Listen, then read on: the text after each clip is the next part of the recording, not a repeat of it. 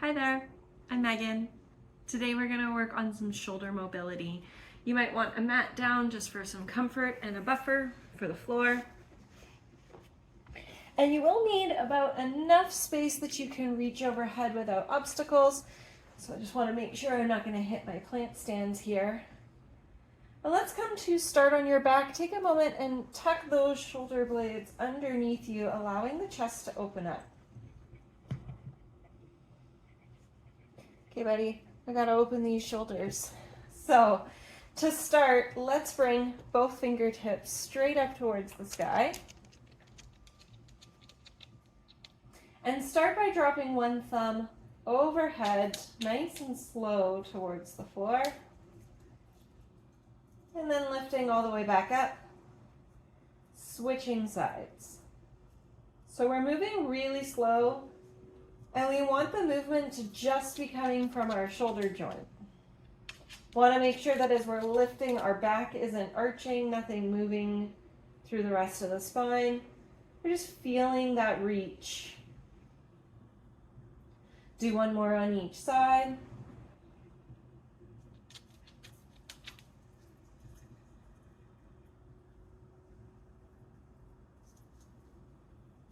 And then let's add a little side-to-side movement. So as one thumb drops back, the pinky comes forward on the other side. So now we're moving not just 90 degrees, coming up through center and switching. We're moving through that whole 180 in the front. Try to keep the movement steady and slow as you switch. Excuse you. Try to keep that movement nice and steady and slow as you switch. And notice if one hand keeps arriving before the other. Excuse me, get your tail out of the way. So oscillating hands back and forth.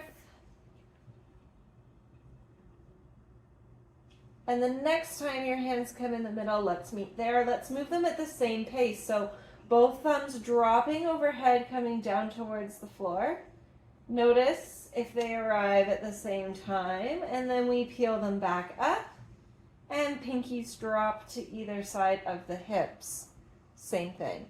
And now our arms have come through range of motion a few times here, so notice as you move if it starts to feel any different. Was there a sensation of stretch as your arms reached overhead that's maybe changed? Is it different one side to the other? And just notice what you feel as you move through this arch. Typically when it comes to flexion or hands up above head, it's that last 10 degrees reaching straight up that we tend to be the most limited in. And some of it just depends on how we use our shoulders through the day. Repetitive motion, repetitive strain, and injury are all going to have an impact. Okay, next time your fingers come up towards the ceiling, stay here. Let's open our elbows wide to the floor, palms turn to face your feet, elbows tap down, and reach back up. We're still sticking with our really slow movements. So we slowly pull down and back up. We want that movement to be coming through the arms and feeling a little bit through the chest as the pec lengthens here and as we reach up as it contracts.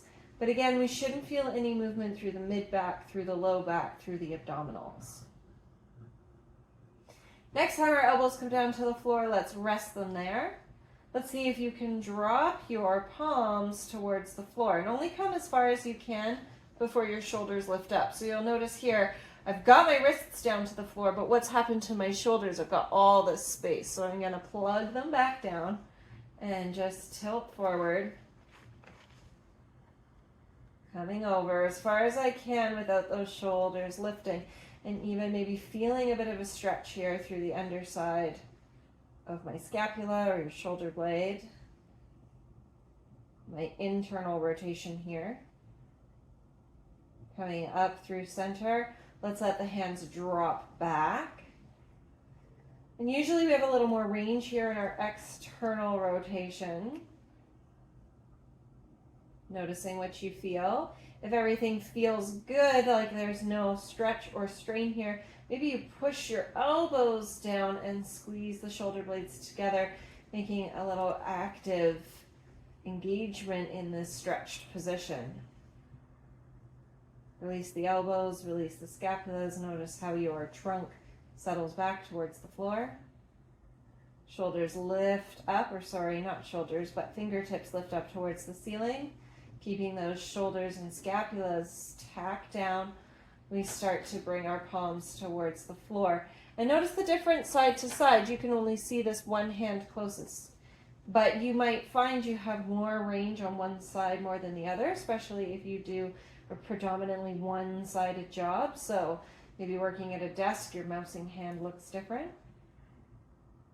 Good, coming back up into the center, back, palms towards the floor, back into our external rotation. And then from here, we're going to press our shoulders together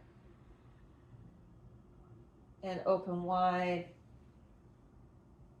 Tapping arms on the floor. Notice if they arrive at the same time or not. Lifting back up. We'll just do 3 of these. So this is the second. Moving slow, don't rush it. And last one, squeezing together. Opening wide. Good. Let's bring our fingertips back up towards the ceiling. Stretching all the way long. Fingertips coming back into the midline. And then let's open, elbows wide, coming down to the floor, reaching back up. It's a subtle difference with the hands in a slightly different position. See if you notice it in the chest, on the top of the shoulders. Reaching tall one more time. Elbows come down to the floor. Let's bring our palms back, reaching up, our little robot arms up towards the sky. Let's tuck our right elbow in our left elbow. Maybe you reach back for hands, or maybe you just push the backs of the hands together. We're going to scoop the elbows up and away from the chest, and then squeeze your shoulder blades back into the mat behind you. Try to push the arms into each other like you're trying to open your arms wide, but the other arm stops you. Let's tuck those shoulders down and away from the ears if they crept up. One more breath here. Unwind. Stretch your arms long. Bending back through the elbows, forearms parallel to the ceiling. This time left elbow into the right elbow crease. Maybe you swivel palms to touch, or maybe you bring the backs of the arms together. Take a moment, scoop the elbows up and away from the chest, push the shoulder blades down into the mat. Keep squeezing your shoulder blades down towards the hips, away from the ears. Arms gently press into each other. Notice what you feel.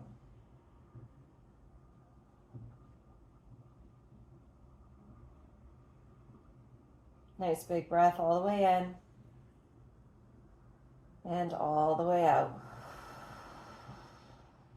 Unravel the arms, bring them out to the side, maybe into cactus, or maybe they reach all the way along. Swoop them all the way up above your head. Maybe take a nice long stretch. And see how it feels. That's just a nice short shoulder mobility exercise. See what it shifts for you. Return to it, once or twice a month, and see if anything changes as you work on your shoulder mobility.